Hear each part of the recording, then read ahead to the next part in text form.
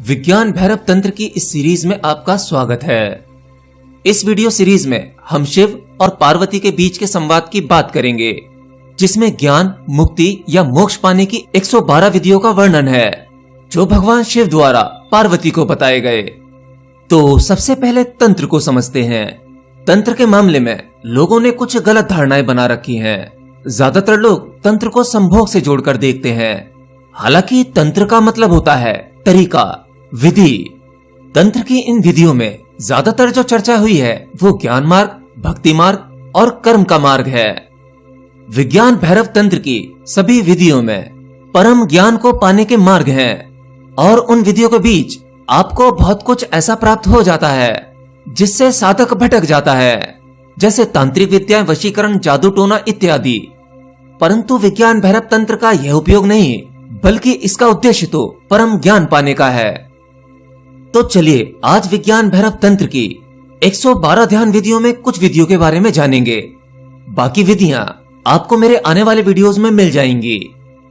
तो पहला मार्ग है कर्म मार्ग में सांस की धारणा का। जैसे सांस बाहर आती है तो हम उसे सांस को छोड़ना कहते हैं, जिसे रेचक भी कहा जाता है, और विज्ञान भैरव तंत्र में उसे प्राण श्वास कहा गया है। मतलब जब प्राण या रेचक शब्द आए तो उसका मतलब होता है सांस को छोड़ना। और ठीक वैसे ही श्वास को अंदर लेने को हम सांस का लेना कहते हैं, जिसे पूरक भी कहा जाता है, और विज्ञान भैरव तंत्र में इसे अपान श्वास या जीव कहा गया है। तो जब हम श्वास को अंदर लेते हैं तो अंदर लेने के बाद कुछ देर रुकते हैं, और ठीक वैसे ही जब हम श्वास को बाहर छोड़ते हैं तो श्वास को बाहर छोड़ते समय फिर हम कुछ देर रुकते हैं। तो श्वास को भीतर लेने के बाद रुकना और श्वास को छोड़ने के बाद जो रुकना होता है, यानी आती जाती सांसों के बीच में जो गैप है, जो एक अंतराल है, एक ठहराव है, उसे कुंभक भी कहा जाता है। तो विज्ञान भैरव तंत्र में 5 धारणाएं श्वास पर हैं। भैरव यानी शिव कहते हैं ऊर्जा के बनने और बिखरने के स्वभाव से ही बाहर आता हुआ श्वास और अंदर जाता हुआ जीव श्वास निरंतर चलता रहता है। इन दोनों ही श्वास की उत्पत्ति बिंदु पर भैरव की शक्ति की भावना करने पर उसका भैरव स्वरूप प्रकट होता है।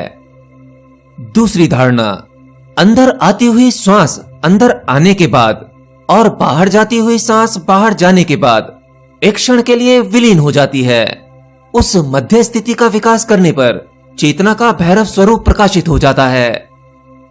तीसरी धारणा, श्वास रूपी प्राण शक्ति और जीव शक्ति ना बाहर जाए ना अंदर आए, उस मध्य स्थिति को विकसित करने पर साधक अपने भैरव स्वरूप को पहचान लेता है। चौथी धारणा, बाहरी कुंभक और अंतर कुंभक की मध्य स्थिति के विकास करने पर प्राण और अपान शांत होने पर चंचलता शांत होकर चेतना का शांत स्वरूप प्रकाशित होता है। तो पहली ये चारों धारणाएं श्वास पर हैं, एक जैसी ही प्रतीत होती हैं। भगवान शिव इन धारणाओं के बारे में बताते हैं कि ऊर्जा के स्वभाव की वजह से ये सांस चलती रहती है। श्वास कहाँ से शुरू होती है, उस पर विचार करने से परम ऊर्जा के बारे में ख्याल आता है। यानी अपनी श्वासों पर ध्यान दें कि वह कैसे चल रही है। आज की हमारी इस बिजी लाइफ में हम इस पर इतना भी ध्यान नहीं देते कि हमारी सांस चल रही है या नहीं चल रही है। यहाँ यह कहने का अर्थ है कि थोड़े समय के लिए बैठ जाओ और अपनी ही सांसों को देखो कि ये कहाँ से चल रही है, कहाँ से आ रही है। आती जाती सांसों के बीच में हम कितनी देर रुकते हैं, दोनों के बीच में कितना अंतराल है, इसे प्राकृतिक रूप से देखें। फिर धीरे धीरे श्वास को छोड़ने के बाद लंबे समय तक रुकें और उस रुकने पर गौर करें। ऐसे ही श्वास को अंदर लेने के बाद लंबे समय तक रुकें और उस समय पर गौर करें, वहां ध्यान दें। श्वास को रोकते समय आपके भीतर क्या क्या होता है उसे देखते रहें। इस पर ध्यान देने से आपका मन शांत हो जाएगा, और हम जिन भौतिक बातों के लिए दौड़ते रहते हैं वह सभी भौतिक चिंताएं कम हो जाएंगी। जैसे ही हम शांत होकर बैठेंगे हमारी बहुत सारी परेशानियां कम होने लगेंगी, और धीरे धीरे परम ऊर्जा या भैरव स्वरूप क्या है उस बारे में हम जानने लगेंगे। देखिए, श्वास की इस प्रक्रिया से आपके अंदर जो घटना घटने वाली है वह कोई एक दिन में नहीं घटेगी। आपको ये वीडियो देखकर लग सकता है कि आप 2-4 दिन बैठेंगे और सांस का ये प्रयोग करेंगे तो शायद कुछ हो जाएगा, पर ये इतना आसान नहीं है। श्वास के बीच की स्थिति को पकड़ने में देर लगती है, और जब आपका मन और आपके विचार शांत हो जाएं, तभी समझना कि आपने बीच की स्थिति पकड़ ली है। आपके मन में विचार चल रहे हैं, या आपके मन में ऐसा भी विचार आता है कि हाँ, अब मैंने बीच की स्थिति पकड़ ली है और मैं निर्विचार या शून्य की अवस्था में हूँ, तो इसका सही अर्थ यह है कि आप अभी बीच की स्थिति में नहीं हैं। ये मन के ही द्वारा दिया जाने वाला एक धोखा है। अब श्वास की 5वीं धारणा। प्राण और अपान वायु के आने जाने के सभी द्वार बंद करके उसकी गति रोकने पर शरीर में चींटी चलने जैसा प्राण के ऊपर उठने का अनुभव होता है। उससे चित्त परम आनंद से भर जाता है। अर्थात जब आप अपने मुंह और नाक को बंद करके श्वास रोकने का प्रयास करते हैं और इसे थोड़ा लंबे समय तक करते हैं, शुरुआत में ये आपसे आसानी से नहीं होगा, परंतु धीरे धीरे जब आप श्वास को अपने भीतर रोक के रखेंगे तो श्वास के ऊर्जा के उस फोर्स से आपके शरीर में चींटी चलने जैसा अनुभव होगा। उस अनुभव को देखते रहने से और उसको विकसित करने से आपको आनंद मिलेगा। ध्यान देना, इन सभी धारणाओं में याद रखना है कि हमें केवल धारणा करनी है, यानी इन सबको बिना तर्क लगाए गहरे में मान लेना है। फिर इसमें परमात्मा से जो भी अनुभव मिलना होगा वह मिलेगा, और अगर कोई अनुभव नहीं मिलता तो हम अपनी तरफ से जल्दबाजी नहीं कर सकते। परमात्म रूपी अनुभव ये हमारे हाथ में नहीं होता, जब उसकी कृपा होगी तब ये हो जाएगा। आपको केवल क्रिया करनी है, यह विधि करनी है और पूरी तरह से परमात्मा पर समर्पित करके करना है। बाकी सब कुछ उसी पर छोड़ देना है। और दूसरी बात, ये सब करके हम केवल शांत होंगे और उस परम ऊर्जा को जान पाएंगे। इससे कोई भौतिक लाभ या सिद्धियों की आशा मत करना, और इन विधियों को आप दिन में कभी भी कर सकते हैं। आपको जब भी समय मिले इसका प्रयास करते रहें। तो विज्ञान भैरव का यह पहला भाग था, जिसमें श्वास के ऊपर 5 धारणाएं थीं। याद रखना, इन 5 धारणाओं को आपको भीतर से मान लेना है और फिर इसे प्रयोग करते हुए इस मान लेने को आपको स्वयं से जानना है। तो विज्ञान भैरव तंत्र का अगला भाग देखने के लिए हमारे चैनल के साथ जुड़े रहें, और अगर चैनल पर पहली बार हैं तो चैनल को सब्सक्राइब भी कर सकते हैं, जिससे आप अध्यात्म से और गहरा जुड़ सकें तथा इसमें गहरा उतर सकें। नमस्कार, मैं संतोष शर्मा, आपका मित्र। आज हम चर्चा करेंगे और एक सूत्र के बारे में, विज्ञान भैरव तंत्र शास्त्र से। इस सूत्र में सिर्फ कहते हैं कि प्रिय देवी, प्रेम किए जाने के क्षण में प्रेम में ऐसे प्रवेश करो जैसे कि वह नित्य जीवन हो। नित्य जीवन क्या है और क्यों कहते हैं शिव कि प्रेम किए जाने के क्षण में, ध्यान किए जाने के क्षण में नहीं कह रहे हैं शिव, प्रेम किए जाने के क्षण में कह रहे हैं। प्रेम के बारे में क्यों बात कर रहे हैं? शिव को तो हम महायोगी, आदि योगी, परम योगी, स्मशानवासी, इस प्रकार के संज्ञा उपाधियों से विभूषित करते हैं, तो शिव प्रेम के बारे में क्यों बात कर रहे हैं? लेकिन आप देखे होंगे कि शिव हरदम पार्वती के साथ रहते हैं। शिव पार्वती विराजमान जब होते हैं, उनका जो प्रेम है वो छलकता है। अर्धनारीश्वर जो फोटो है शिव पार्वती का, और किसी देवता का, किसी भगवान का नहीं है, खाली शिव का है, अर्धनारीश्वर। शिव कहते हैं प्रेम के बारे में, कहते हैं कि प्रेम किए जाने के क्षण में, when you are making love, मोहब्बत में या संभोग के क्षण में, जिससे आप प्रेम करते हैं, जब आप उसके साथ प्रेम में आबद्ध होते हैं, आलिंगन में, चुंबन में या संभोग में, तो उसमें ऐसे प्रवेश करो, ऐसे उतरो, ऐसे करो जैसे कि वह नित्य जीवन हो।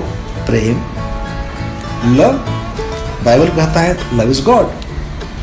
प्रेम, मृत्यु, ध्यान, ये एक ही टाइप के एक्सपीरियंसेस हैं। ध्यान में आप डूबते हैं, अपने आप में खोते हैं। मृत्यु में तो आप इतने गहराई में डूबते हैं कि पूरा ही खो देते हैं। और प्रेम में आदमी ऐसा डूबता है कि ये लोग कहते हैं लव इज ब्लाइंड।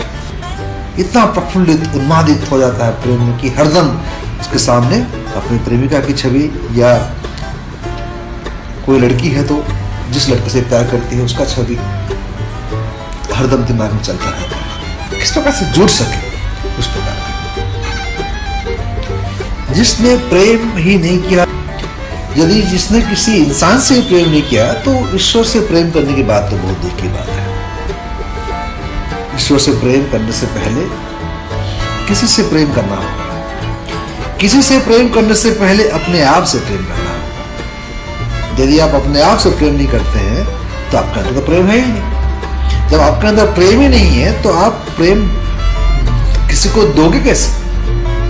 फिर वो वाला प्रेम हो जाएगा जैसे मस्तिष्कगत प्रेम, कि भाई की सैलरी कितनी है, मेरी सैलरी कितनी है, जोड़ कितना बन जाएगा, घर कैसे बसाएंगे। लास्ट वीडियो में हम डिस्कस किया था इसके बारे में। जोड़ तो हिसाब किताब, मैथमेटिक्स का क्या जिसको कहते हैं मैथमेटिकल लव, नहीं मैथमेटिकल लव नहीं होता है, इमोशन से जुड़ा हुआ है प्यार मोहब्बत। तो शिव कहते हैं कि आप अपने प्रेमिका के साथ में या प्रेमी के साथ में प्रेम में ऐसे प्रवेश करो कि जैसे वह नित्य जीवन हो। ये नित्य जीवन क्या है, पहले इसको समझ ले तो पूरे सेंटेंस समझ में आ जाएगा हमको। नित्य जीवन, जीवन क्या है? हमारा जीवन क्या है? जो बीत चुका है, जो हो रहा है, जो आने वाला है, इसको हम जीवन कहते हैं। मतलब जन्म और मृत्यु का जो कालखंड है, इसमें जो हम गति कर रहे हैं, इसको हम कहते हैं जीवन। समय एक अवधि है। एक बंदा पैदा हुआ 1950 में, मरेगा 2015 में, तो ये जो 65 ईयर्स का एक लाइफ स्पैन हुआ। जैसे जैसे बड़ा होता जाता है, 10 साल का हो गया, 20 साल का हो गया, 20 साल होने के बाद में ये उसका अतीत हो गया, आपको 20th ईयर अभी चल रहा है, भविष्य आ रहा है। जो जा चुका है, जो आ रहा है, जो जा चुका है वो अभी नहीं है, जो आने वाला है वो अभी नहीं है। अभी है क्या? अभी जो है वो है नित्य जीवन, शाश्वत यही है। वर्तमान ही नित्य जीवन है। वर्तमान को समय की परिभाषा में प्रयोग करना या समय के हिसाब से तोड़ना गलत है। समय तो अतीत हो सकता है या भविष्य हो सकता है, वर्तमान समय का हिस्सा नहीं है, क्योंकि हर पल समय चुप रहा है। तो ये जो हर पल समय चला जा रहा है, तो जो आप जिंदा हो, जो जीवन आपका अभी चल रहा है, जिसमें अभी आप हो, यही शाश्वत है, यही नित्य जीवन है। जैसे मृत्यु कब घटित होगी? आपकी मृत्यु अतीत में घटित हो सकती है क्या? नहीं हो सकती। आपकी मृत्यु भविष्य में घटित हो सकती है क्या? नहीं हो सकती। मृत्यु, डेथ, ना तो पास्ट में हो सकता है ना फ्यूचर में हो सकता है। मृत्यु केवल वर्तमान में अभी हो सकता है। जैसे प्रेम ना तो अतीत में हो सकता है ना भविष्य में हो सकता है। ध्यान ना अतीत में ना भविष्य में, ये सभी अभी की चीज़ें हैं, अभी हो सकता है। जिससे कहते हैं कि नित्य जीवन, ये शाश्वत समय, जो गति है समय की, एक गति हॉरिजॉन्टल होती है। जैसे आपका अतीत, आप मानिए कि एक्स वाई एक्सिस है, वाई एक्सिस नेगेटिव ये आपका पास्ट, और वाई एक्सिस पॉजिटिव ये आपका भविष्य। ये सेंटर बीच का जो है एक्स और वाई एक्सिस का जो पॉइंट है, जहाँ जुड़ता है, ये खिसकता जा रहा है, ये आपका वर्तमान है। और ये वर्तमान नित्य जीवन है। जो रीत तो रहा है लेकिन रीत नहीं भी रहा है, जो रीत रहा है लेकिन नहीं रीत रहा है, तो इसे क्या कहेंगे आप? क्या कहेंगे कि ये समय है जो है भी और नहीं भी है? बाइबल में जब जीसस से कहा गया, किसने पूछा कि स्वर्ग में क्या होगा, वो कहते हैं कि स्वर्ग में समय नहीं होगा, क्योंकि समय में जब हम रहते हैं, जो भी समय के दायरे में आएगा उसका विनाश होगा, जो कि काल के दायरे में आएगा उसका विनाश होगा।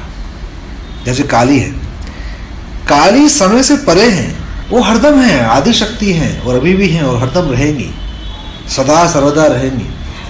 इसलिए कालातीत है, काली है।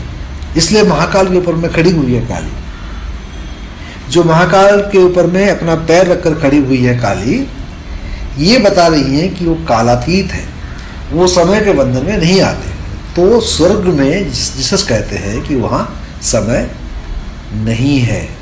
तो जब आप प्रेम के क्षण में होते हैं, आलिंगनबद्ध होते हैं, वो प्रेम में पूरे डूबे हुए होते हैं, तो उस समय आपको समय का ज्ञान नहीं रहता है, समय को आप भूल जाते हैं। मन जो है शून्य हो जाता है। आप भविष्य के बारे में नहीं सोचते उस समय, ना ही अतीत के बारे में सोचते हैं। तो आप कहाँ रहते हैं? अभी। और अभी शाश्वत है, हरदम है, क्योंकि अभी फिर अभी फिर अभी, इसको कहते हैं नित्य जीवन। शिव कहते हैं नित्य जीवन। तो प्रेम में ऐसे उतरो कि जैसे आप इस नित्य जीवन में हैं। शिव ये कह रहे हैं जैसे कि शरीर की जो बोध है वो खत्म हो जाए, आपकी जो दृष्टि है उस दृष्टि में केवल प्रेम ही प्रेम हो। इतने गहरे उतर जाओ, इतने गहरे उतर जाओ कि तुम ही प्रेम बन जाओ। जैसे गोपियां कृष्ण ही बन जाते थे, कृष्ण गोपी बन जाते थे, उस प्रकार से जब आप अपने प्रेमी के साथ हो तो उसमें प्रेम में इतना डुबा दो कि वर्तमान में ही जियो। और ये सत्य है। आप जो गहरे प्रेम के क्षण में आप अतीत के बारे में नहीं सोचते रहते हैं, ना ही भविष्य के बारे में सोचते रहते हैं। आप उस समय उसी वर्तमान में होते हैं। वर्तमान जैसे बताया कि समय का खंड नहीं है, समय के डेफिनेशन में वर्तमान नहीं आता है, केवल अतीत और भविष्य आता है। तो वर्तमान में रहने की कला जो है, to stay in the present. आप मेरी किताब देखेंगे द गेटवे टू स्पिरिचुअलिटी, जो कि आपके अमेजोन में, कोबो में, फ्लिपकार्ट में, अलग अलग जगहों में फिजिकल बुक के हिसाब से, ई बुक के हिसाब से अवेलेबल है। उसको आप खरीद सकते हैं और पढ़ सकते हैं। इसके बारे में उसमें काफ़ी चर्चा की गई है, मन की गति के बारे में, समय के बारे में। उसको देखें, जानें और ये सीखें कला कि वर्तमान में कैसे जिया जाए। जो लोग अतीत में जीते हैं या भविष्य में जीते हैं, उनका मन हरदम उलझन से भरा हुआ होता है, स्ट्रेसफुल होता है या गिल्ट से भरा होता है। गलत कुछ काम किए थे अतीत में, उसका पश्चाताप। भविष्य में क्या होने वाला है, उसका भय, तो एंजाइटी, फियर, इन चीज़ों से डायबिटीज, नींद नहीं आना, शरीर में जितने सारे साइकोसोमैटिक इश्यूज होते हैं वो इसलिए होते हैं क्योंकि हम अतीत या भविष्य में जीने की कोशिश करते हैं, समय के साथ जीने की कोशिश करते हैं। वर्तमान जो कि शाश्वत, जो कि नित्य जीवन है, जिसमें की ऊर्जा है, प्राण है, उसमें जीना भूल चुके हैं, इसलिए हम अशांत हैं। जैसे ही वर्तमान में हम जीने की क्षमता प्राप्त कर लें, प्रयोग कर सकते हैं प्रेम से, क्योंकि प्रेम, ध्यान, मृत्यु, जैसे मैंने बताया कि सब वर्तमान में हो सकते हैं, भविष्य में नहीं हो सकता है, अतीत में हो सकता है। तो एक जरिया है, एक तरीका है इस सूत्र को प्रयोग करने के लिए। तो इसको प्रयोग करके देखें, समझें और इसको अपने जीवन में उतारें और वर्तमान में जीना, आनंद में रहना सीखें। आत्म साक्षात्कार तब हो सकता है जब आप रुक जाएं, थम जाएं, ठहर जाएं वर्तमान में, न कि घिसते रहें और पीटते रहें, लाइक जैसे कोई पेंडुलम हो, अतीत में एक तरफ, भविष्य में एक तरफ, अतीत की तरफ, भविष्य की तरफ। बीच में रुक जाए, इसको कहते हैं बुद्ध मध्यम मार्ग, मिडिल पाथ। बीच में रुक जाए शांत होकर, तभी आपके आत्मदर्शन होंगे। और जब आत्मदर्शन आपका होगा, अपने से आप मिलेंगे, तब आप आनंद के सरोवर में स्थित होंगे, आनंदित। 109 चक्र है हमारे शरीर में, उनमें से मुख्य है 12 और उनमें से भी मुख्य है 9 और उनमें से भी मुख्य 7 चक्र है। चक्र माने जहां नस नाड़ियां सब एक होती हैं, वहां बीच में। तो हमारे शरीर में कई चक्र है। एक मूलाधार चक्र जहाँ रीढ़ की हड्डी शुरू होती, गुद प्रदेश है, गुद प्रदेश के पास है वो मूलाधार, उससे ऊपर है जननेंद्रिय के पीछे वो स्वादिष्टान चक्र, और तीसरा है नाभि पे है, नाभि में जो है वो मणिपुर चक्र कहते हैं। फिर हृदय में है एक चक्र अनाहत चक्र, फिर गले में है, इस चक्र को कहते हैं विशुद्धि चक्र, और दोनों भुवों के बीच में है आज्ञा चक्र। ये सब डक्टलेस ग्लैंड्स कहते हैं। एंडोक्राइन सिस्टम में इन सब का वर्णन है, अंग्रेजी जो सिस्टम है मेडिसिन का, उसमें उन्होंने भी इन चीजों को माना। एंडोक्राइन सिस्टम, हमारे पूर्वज ने इतने हजारों साल पहले इस बात को जानते थे। अच्छा, फिर जो पिट्यूटरी ग्लैंड, पीनियल ग्लैंड कहते हैं आज्ञा चक्र, फिर सहस्रार, हाइपोथैलेमस कहते हैं। जब चक्र पर ध्यान देते हो पहले तो कुछ नहीं अनुभव होता, सिर्फ ब्लैंकनेस आती है, खालीपन। फिर थोड़ा समय के बाद वहां स्पंदन होने लगता है, तरंग का अनुभव होता है। फिर तरंगों के अनुभव के पश्चात प्रकाश अनुभव में आता है। तो 3 स्टेजेस हैं, एक ही साथ नहीं होगा। पहले तो कुछ नहीं, खालीपन होता। हाँ? फिर यदि आप लोग ध्यान कर रहे हो, सहज समाधि कर रहे हो, बहुत दिन से ध्यान कर रहे हो, आपको महसूस होता होगा जब ध्यान में बैठते कुछ वाइब्रेशंस, तरंगों का अनुभव आता है। कितने लोगों को तरंगों का अनुभव होता है? हाथ उठाइए। फिर तरंग बदल करके फिर ज्योति रूप होता है। घर में कोई सो रहे हो तो उनके सिर के ऊपर 12 अंगुल के बीच में ऐसे हाथ करो, उनका नाम लो या सिर्फ हाथ करो तो वो जग जाएंगे, उनको छूने की जरूरत नहीं। हमारा सूक्ष्म शरीर 12 अंगुल पर खत्म होता है। मन इतना बड़ा है, इसको वैज्ञानिकों ने कैरेलियन फोटोग्राफी वगैरह लेके तुम्हारा आभा मंडल का चित्र भी निकालते हैं अभी, और तुम ध्यान करते हो, सुदर्शन क्रिया करने के बाद आभा मंडल का चित्र लो और पहले लो, बहुत बड़ा फर्क होता है। हमारा सूक्ष्म शरीर स्थूल शरीर से बड़ा है। जब सूक्ष्म शरीर सिकुड़ता है तब हमको अच्छा नहीं लगता। भाई, जब भी आपको अच्छा लगा, खुशी महसूस हुई, उसके साथ क्या अनुभव हुआ? ऐसा लगा कुछ फैलता हुआ अनुभव में आया। जब दुख होता है तो क्या अनुभव करते हैं? जैसे कुछ सिकुड़ गया हो, जैसे कोई चीज सिकुड़ता हुआ अनुभव करते हैं। ये जो चीज है जो सिकुड़ता है और फैलता है, यही हमारा मन है, यही हमारी चेतना है।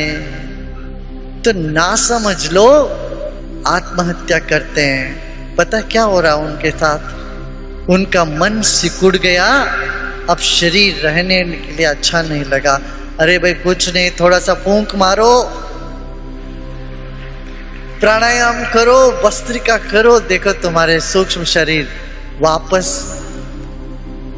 यथास्थिति हो जाएगा। इस विज्ञान को नहीं जानते हुए हम कितने लोग आत्महत्या कर रहे हैं। मान लो आपकी जैकेट बहुत टाइट हो तो आप उससे निकलना चाहते हो कि नहीं? आपका स्वेटर हो, शर्ट हो या कोई भी जैकेट बहुत टाइट हो तो आप क्या, अरे इससे निकलो, मुक्ति चाहिए। ऐसा ही मन सिकुड़ता है तो लगता है शरीर से हट जाओ, इसीलिए आत्महत्या करते हैं। जैसे ये लोग प्राणायाम करेंगे, ध्यान करेंगे, क्रिया करेंगे, क्या होता है? सूक्ष्म शरीर फिर मजबूत होने लगता है, अपना नॉर्मल स्टेट पे आ जाता है, फिर कोई आत्महत्या नहीं करता। तो शरीर में एक द्वादशांत बोलते हैं, 12 अंगुल के ऊपर इधर एक चक्र है, सिर के ऊपर भी एक चक्र है, वहां आपका सूक्ष्म शरीर का अंत होता है। मगर आप साधना के जरिए इसको बढ़ाओगे तो आपका सूक्ष्म शरीर, कारण शरीर बहुत बड़ा हो रहा है। वही ईश्वर साक्षात्कार है, जब स्थूल शरीर से सूक्ष्म शरीर, सूक्ष्म शरीर से अपना कारण शरीर, जिसका व्याप्ति सब जगह है। कैसा?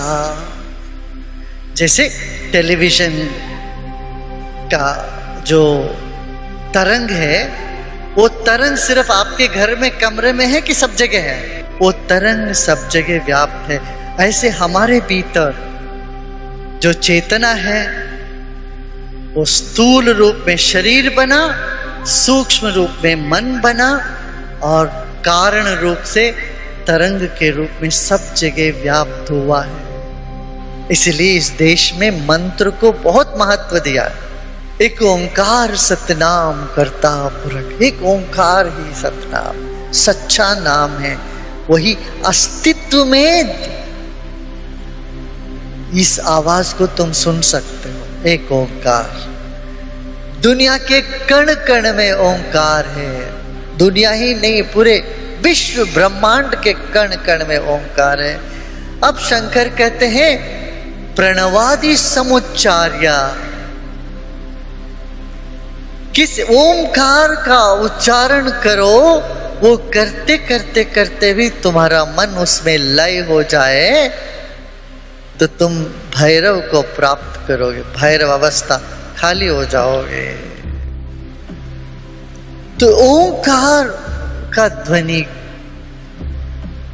ओंकार करने से पहले और बाद में भी तुम उस चैतन्य सत्ता में विलीन होते हो या जागृत होते हो।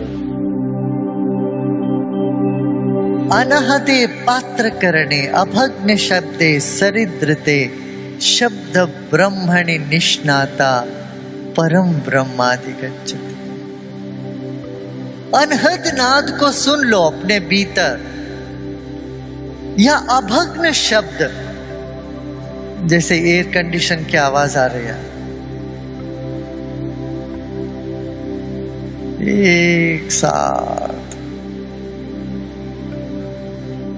या एक झरना, पानी की झरने का आवाज सुनते सुनते सुनते सुनते तुम शांत। जब लोग आत्महत्या करने जाते हैं, जब पानी में कूदने के लिए लोग जाते हैं, कम लोग मरते हैं उसमें, पता है? वहां पानी के किनारे जाके बैठते ही या देखते ही कुछ मन में होने लगता है, कुछ मन शांत हो जाता है। वैसे तालाब में, नदियों में कूद के मरने वालों की संख्या बहुत कम है, पंखे में लटकर के मरने वाले ज्यादा। जल के स्रोत के पास बैठ के उसकी धारा की जो खलखल को सुनते रहो, वो खलखल की आवाज में, नीरव में तुम अपने आप को खो देते हो। उस स्थिति में तुम भैरव के करीब हो जाते हो। फिर शिव कहते हैं शब्द को सुनते सुनते सुनते फिर शब्द के परे चले जाना, कि शब्द भी कुछ समय के बाद बोझ लगता है, भारी लगती है।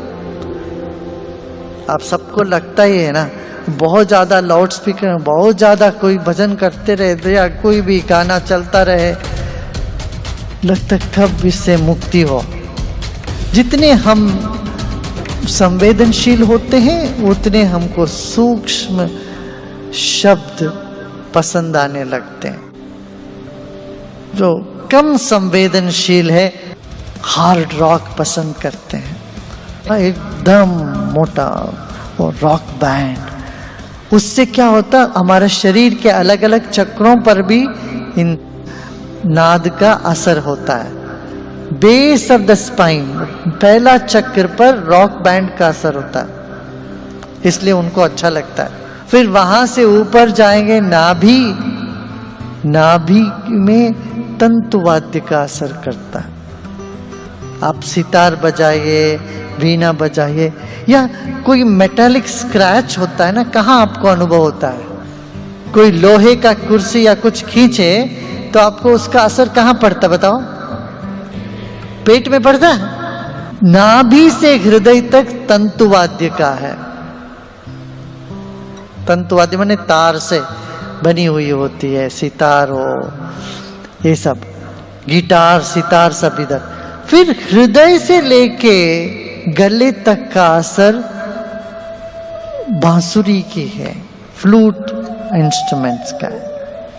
फिर वहां से चलोगे भ्रूमध्य में घंटी और शंख। हमारे मंदिरों में भी ऐसे ही सब रखा जाता था। सबसे बाहर बड़े बड़े नगारी, नबत्तों, ड्रम्स ये सब रखते थे। उधर से नीचे जाते जाते गर्भगृह में सिर्फ घंटी होते हैं, छोटी सी शंख होते हैं, घंटी होती है। अब बच्चों को सुलाना हो तो रॉक म्यूजिक लगाओ, कोई बच्चा नहीं सो पाएगा दुनिया भर के। उनके लिए क्या कहते हैं, जिंगल बेल, जिंगल बेल, छोटी सी घंटी, छोटी सी आवाज हो, तरंग हो, जल तरंग, पियानो, इस तरह की इन चीजों से बच्चे सो जाते हैं, शांत हो जाते हैं। बच्चा बोलने से पहले गाता है, पहले गाए आप बोले, गाते हैं। हर व्यक्ति जीवन में गाते हैं, चाहे शवर के नीचे भी गा ले। संगीत भी एक माध्यम है। यहां शिव कह रहे और संगीत के माध्यम से भी तुम मुझ चैतन्य सत्ता में आ सकते हो। कोई 112 विधियां हैं सारे जगत में ध्यान की, और प्रत्येक विधि अद्भुत है। और 112 विधियों से आदमी परमात्मा तक पहुंच सकता है। उसमें एक दूसरे से बिल्कुल विपरीत विधियां भी हैं, इसलिए एक विधि को मानने वाला दूसरी विधि को बिल्कुल गलत कहता है। लेकिन वे 112 विधियां सभी व्यक्ति को ध्यान और शांति और आनंद और सत्य तक ले जाने का मार्ग बन जाती। इस ध्यान केंद्र पर पूरी 112 विधियों का प्रयोग करने का ख्याल है, और तब पहली बार पृथ्वी पर उस तरह का प्रयोग होगा जिसने आज तक पृथ्वी पर सारे ध्यान की प्रक्रियाओं को एक साथ एक जगह, हम एक भी व्यक्ति को वहां खोना ना चाहेंगे। वो किसी भी मार्ग से जा सके, उस मार्ग पर ही उसे सुझाव दिए जा सकेंगे। अब अजीब अजीब विधियां हैं जिनका आपने कभी सुना भी नहीं होगा नाम। एक दो विधि मैं आपसे कहना चाहूं। तिब्बत में एक बहुत छोटी सी विधि है, बैलेंसिंग, संतुलन उस विधि का नाम है। कभी घर में खड़े हो जाएं सुबह स्नान करके, दोनों पैर फैला लें और ख्याल करें कि आपके बाएं पैर पर ज्यादा जोर पड़ रहा है कि दाएं पैर पर ज्यादा जोर पड़ रहा है। अगर बाएं पर पड़ रहा है तो फिर आहिस्ते से जोर को दाएं पर ले जाएं। 2 क्षण दाएं पर जोर को रखें, फिर बाएं पर ले जाएं। 15 दिन सिर्फ शरीर का भार बाएं पर है कि दाएं पर, इसको बदलते रहें।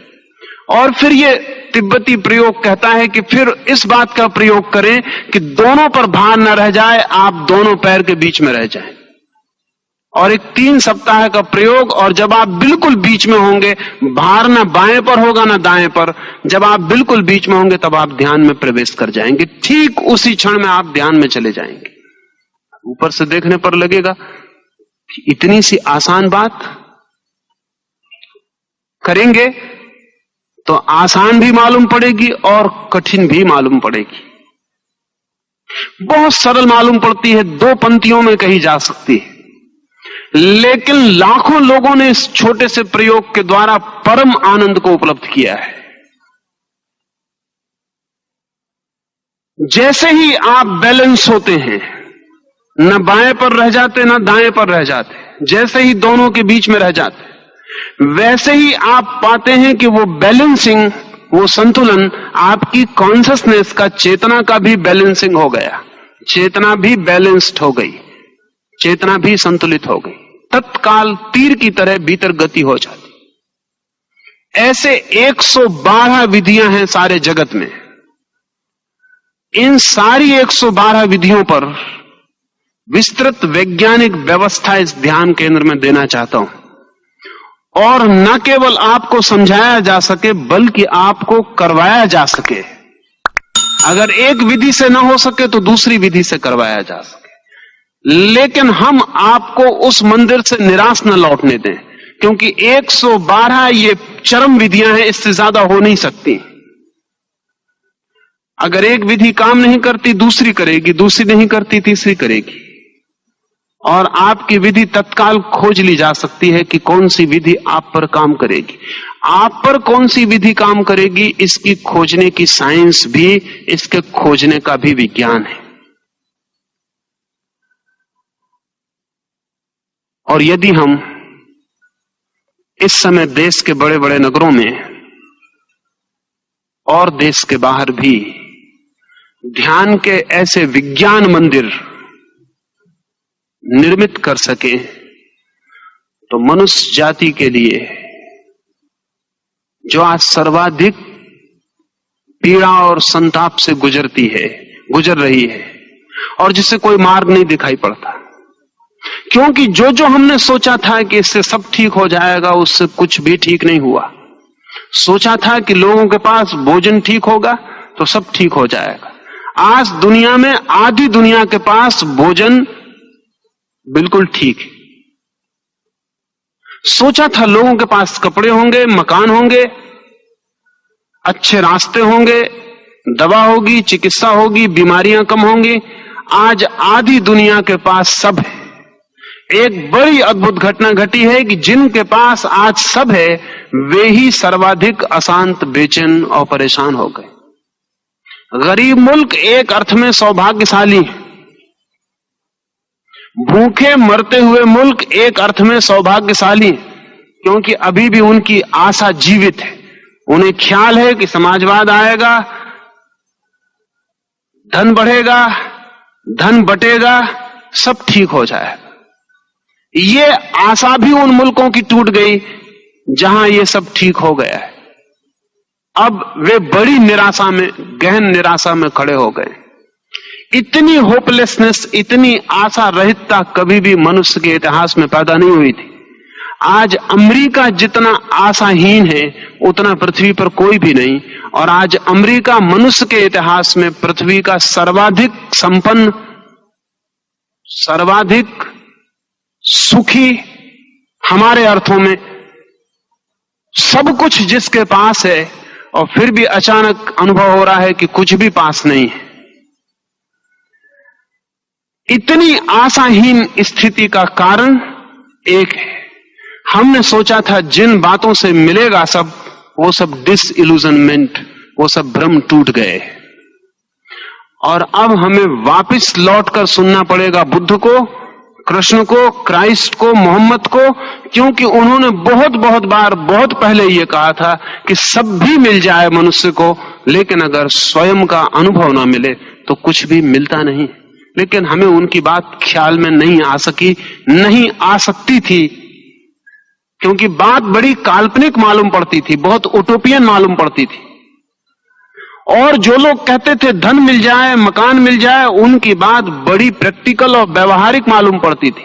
इतिहास का मजाक कि जो लोग बहुत प्रैक्टिकल थे वो बहुत उटोपियन सिद्ध हुए, और जो लोग बहुत उटोपियन थे आज पृथ्वी पर वे ही सबसे ज्यादा प्रैक्टिकल सिद्ध होने के करीब।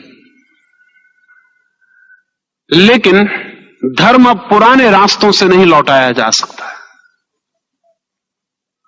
अब धर्म नए ही रास्तों से प्रवेश करेगा। उसके नए रास्ते वैज्ञानिक और तकनीकी होंगे। अब जैसे एक आदमी हिमालय जाता था, आज भी हम सोचते हैं एक आदमी हिमालय जाए तो ध्यान में जा सकता है, लेकिन कभी हमने सोचा नहीं कि हिमालय किस लिए जाता था। जितना ताप कम हो जाए वातावरण में, उतना भीतर प्रवेश आसान हो जाता है। लेकिन कितने लोग हिमालय जा सकते हैं? लेकिन बंबई में एक एयर कंडीशन्ड मेडिटेशन हॉल हो सकता है। कोई हिमालय जाने की जरूरत नहीं, क्योंकि हिमालय पर जो ठंडक मिल सकती है वो बंबई में भी उपलब्ध हो सकती है। अब हिमालय पर जाने की व्यर्थ की दौड़ धूप है। अब तो ठीक बंबई के बीच बाजार में भी उतनी ही शीतलता उपलब्ध हो सकती जितने एक योगी को हिमालय की चोटी पर उपलब्ध होती थी। उसके आसपास भी बर्फ फैलाया जा सकता है। अगर बर्फ से ही कुछ लाभ होना है तो बर्फ फैलाया जा सकता है। अगर ऊंचाई से कुछ लाभ होता है, जमीन के ग्रेविटेशन के कम होने से कुछ लाभ होता है, तो बंबई में भी ग्रेविटेशन कम किया जा सकता है, तो वहां भी इतना ही उत्ताप पहुंच जाएगा, इतनी ही गर्मी पहुंच जाएगी। एवरेस्ट पर जिस दिन जाने का रास्ता सीधा होगा, उस दिन हम बस्तियां वहां भी बसा लेंगे। आने वाले भविष्य में मनुष्य जहां है वहीं सारी टेक्नोलॉजी और साइंस का उपयोग किया जा सकता है, और वही सारी व्यवस्था की जा सकती है जो कि एक योगी को बड़ी तकलीफें उठा के व्यवस्था करनी पड़ती थी, वो विज्ञान के द्वारा संभव हो गई, एक सामान्य आदमी के लिए भी सुलभ हो सकती है। विज्ञान और टेक्नोलॉजी का पूरा प्रयोग करके ही इस मंदिर को, ध्यान के मंदिर को निर्मित करना है। ये ध्यान का मंदिर सिर्फ इसी अर्थों में होगा कि वो ध्यान का है, अन्यथा वो एक वैज्ञानिक प्रयोगशाला होगी। इस वैज्ञानिक प्रयोगशाला में मनुष्य ने जो जो खोज की है आदमी के संबंध में, उसका पूरा उपयोग किया जाना चाहिए। एक आदमी ध्यान करने आता है लेकिन उसका ब्लड प्रेशर बढ़ा हुआ है, इस आदमी को ध्यान में ले जाना आसान नहीं है। इस आदमी को ध्यान में ले जाना कठिन है। इसके रक्तचाप की जो अधिकता है वो इसके ध्यान में बाधा बनेगी।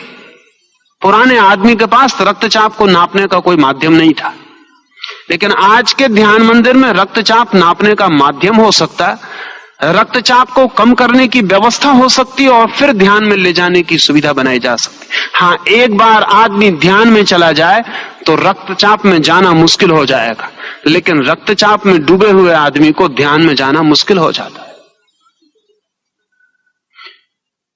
सारी दुनिया के योगियों ने अल्प आहार पर जोर दिया है, कम खाने पर जोर दिया है, उपवास पर, अल्प आहार पर, कम भोजन पर, सम्यक आहार पर सारी दुनिया के योगियों ने जोर दिया है।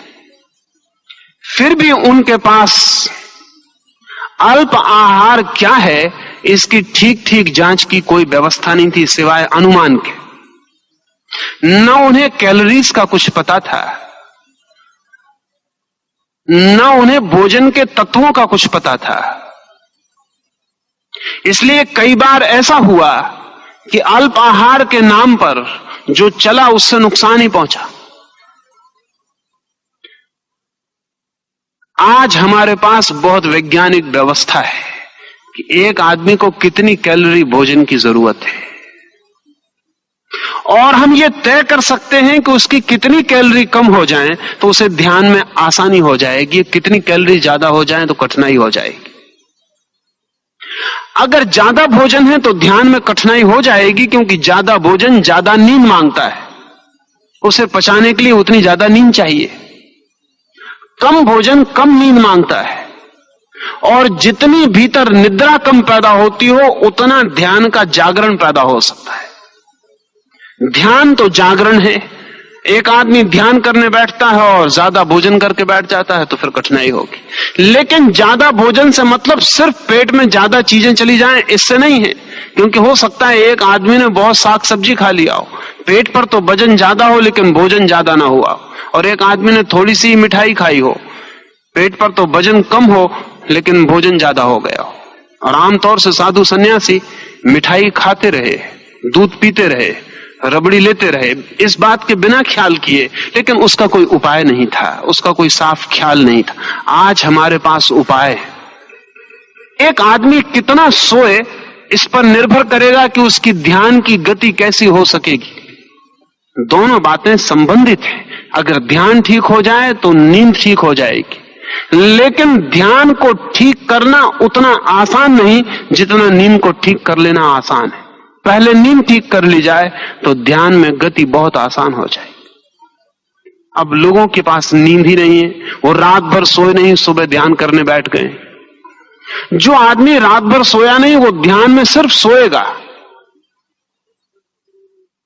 इसलिए मंदिरों में पूजा करते हुए, साधु को सुनते हुए लोग अगर सो जाते हैं तो बहुत हैरानी नहीं। मैंने तो सुना है कुछ डॉक्टर सलाह देते हैं कि धर्म सभा में चले जाना चाहिए अगर नींद ना आती हो। मैंने सुना है एक बहुत बड़ा पादरी अपने एक मित्र को बार बार कहता था कि तुम कभी मेरा व्याख्यान सुनने आओ। नहीं माना तो एक दिन वो मित्र सुनने गया। पादरी अच्छे से अच्छा जो बोल सकता था बोला। बाहर जब दोनों निकलने लगे तो उसने अपने मित्र से पूछा कि कैसा लगा, तो उसने कहा बहुत ही ताजगी देने वाला, रिफ्रेशिंग। पादरी के हृदय की धड़कन खुशी से बढ़ गई। उसने कहा कौन सी बात तुम्हें इतनी ताजगी देने वाली लगी? उसने कहा कि जब मेरी नींद खोली तो मन बड़ा ताजा था। इतना तो मुझे घर भी नींद आती तब भी इतनी ताजगी नहीं मिलती। मैं जरूर आया करूंगा, तुम्हारा भाषण बहुत रिफ्रेशिंग था। क्यों? आखिर मंदिर में धर्म कथा में आदमी को नींद आ जाती है, बात क्या है?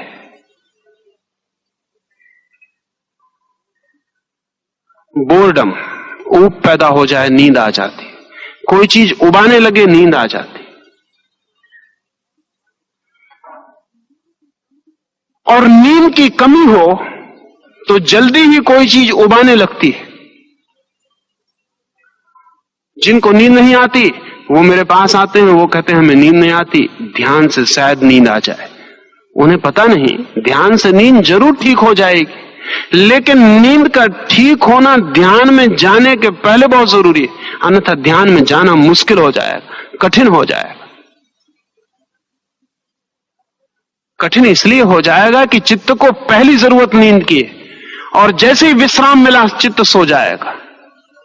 और ध्यान में जरूरत है विश्राम में भी जागे हुए होने की, रिलैक्स्ड एंड अवेयर। एक तरफ सब विश्राम हो और एक तरफ सब जागा हुआ हो, तभी कोई ध्यान में प्रवेश कर सकता है। और नींद का नियम यह है कि यहां हम विश्राम हुए बाहर कि भीतर नींद आ गई, रिलैक्स हुए कि नींद आ गई, तो ध्यान में अक्सर लोग सो जाएंगे। अब ये सारी व्यवस्था आज की जा सकती है, नींद नापी जा सकती है, उनके सपने नापे जा सकते हैं कि कितने सपने आपको आ रहे हैं। आपको भी पता नहीं होता कितने सपने आ रहे हैं, कैसे सपने आ रहे हैं। कल ही एक साधिका मेरे पास थी, ध्यान करना है उसे। मैंने उसके सपनों के बाबत पूछा, उसने कहा कि सपनों से क्या मतलब आपको? मुझे ध्यान करना है। मैंने उससे कहा कि मुझे पूछना बहुत जरूरी है, क्योंकि सपने ही मुझे बताएंगे कि तुम्हें सच में ध्यान करना है या कुछ और करना है। उसने कहा सपने में तो मुझे सिवाय काम वासना के और हिंसा के, हत्या के, आग लगा देने के, इस तरह के सपने आते हैं। तो मैंने कहा कि वही तुम्हारा चित्त करना चाहता है। अभी ध्यान मुश्किल पड़ेगा, पहले तो तुम्हारे सपनों को शुद्ध करना पड़ेगा। जिस व्यक्ति को स्वयं को शुद्ध करना है वो अगर अपने सपनों को भी शुद्ध न कर पाए तो स्वयं को शुद्ध नहीं कर पाएगा। सपने जैसी साधारण चीज भी अशुद्ध हो तो स्वयं का शुद्ध होना बहुत मुश्किल है। जिसके सपने भी अभी सात्विक ना हो पाए हो उसका सत्व सात्विक हो जाए ये बहुत मुश्किल है। जिसके सपने अभी शांत ना हो पाए हो उसकी सत्ता शांत हो जाए ये भी बहुत मुश्किल है। लेकिन आज से पहले सपने की जांचने की कोई सुविधा न थी। इस ध्यान केंद्र में सपने के जांचने की पूरी व्यवस्था करना चाहता हूं। अब तो इंतजाम है, जैसे आपका कार्डियोग्राम लिया जाता है वैसे ही आपके रात नींद के सपने का ग्राफ बन जाता है कि आपने कितनी देर सपने देखे, किस तरह के सपने देखे, वायलेंट थे, नॉन वायलेंट थे, सेक्सुअल थे, नहीं थे सेक्सुअल, क्या था, सपने किस तरह के थे, इसकी काफी जानकारी ग्राफ दे देता है। और कितना सपना देखा रात भर, क्योंकि ये जान के आप हैरान होंगे कि सपनों के संबंध में जितनी जानकारी बढ़ी है उतना ये प्रतीत हुआ है कि चित्त के भीतर भी वेव्स हैं, तरंगे। जब सपना चलता है तो तरंगे और तरह की होती, जब सपना बंद होता है तो और तरह की होती। और बड़े आश्चर्य की बात है कि गहरी नींद में जो तरंगों की स्थिति होती है वही स्थिति ध्यान की तरंगों में भी होती। ध्यान में जब कोई व्यक्ति होता है तो उसके मस्तिष्क की तरंगें वैसी ही होती हैं जैसी तरंगें गहरी निद्रा में होती। और जब कोई व्यक्ति सपने में होता है तो तरंगें वैसी ही होती हैं जैसे जब कोई व्यक्ति चिंता में होता है। चिंता और स्वप्नों का जोड़ है गहरी निद्रा और ध्यान का जोड़ है। ये सारी वैज्ञानिक व्यवस्था इस ध्यान मंदिर में करने का ख्याल है और प्रत्येक व्यक्ति को वैज्ञानिक रूप से सहायता पहुंचाई जा सके ये दृष्टि। और मेरे देखे आज मनुष्य को ध्यान की जितनी जरूरत है उतनी किसी और चीज की जरूरत नहीं है, क्योंकि आज मनुष्य जितना अशांत है उतना मनुष्य अशांत कभी भी नहीं था।